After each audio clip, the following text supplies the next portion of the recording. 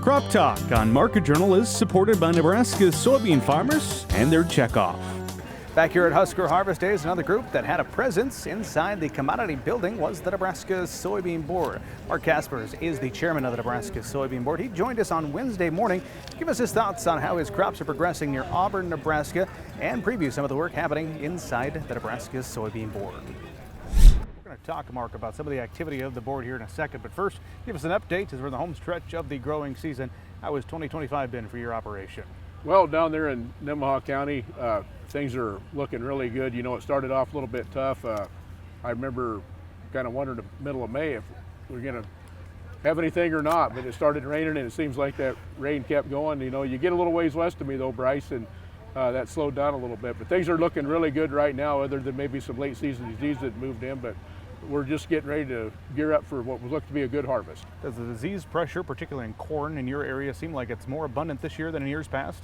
It does. You know, I've got some fields that gray leaf spot, tar spot, and southern rust especially, moved in a big way, and that was after fungicide treatment, and still going to see some issues out there. Well, speaking of issues, that brings up the importance of testing out in your fields to see what's there present so we can make plans for 2026. That includes the Nebraska Soybean Board has funding for soybean cyst nematode. You can send in samples. Tell me about that program. Yeah,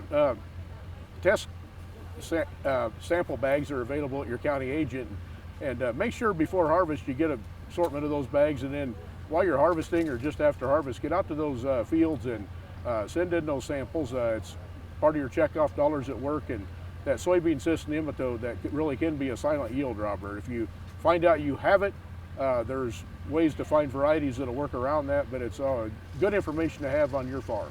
And visiting with the extension folks, they say you got to test now so you can make those plans for next year. That's very important. Absolutely, and I think it's a good use of checkoff dollars, so take advantage of it.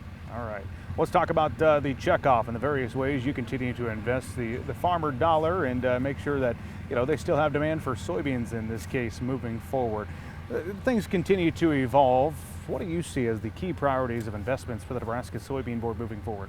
Well, some of the projects that I'm really proud of that I think have brought some results financially in a good way back to Nebraska farmers. On the oil side, we've got the biodiesel. And through the Clean Fuels Alliance America, we've been promoting that in both the form of liquid vehicle fuels and also bioheat in the northeast part of the United States. Then on the meal side of the equation, which makes up, of course, about 80% of our soybean crop, I think we've had wonderful success, and Nebraska was kind of a pioneer on it in developing meal to feed to aquaculture. And that really could be just on the verge of a really big market out there. We've got a lot of mouths to feed in this world, and that number continues to grow each year. And I think this would be a good way to utilize soybean meal and feed a hungry world, Bryce.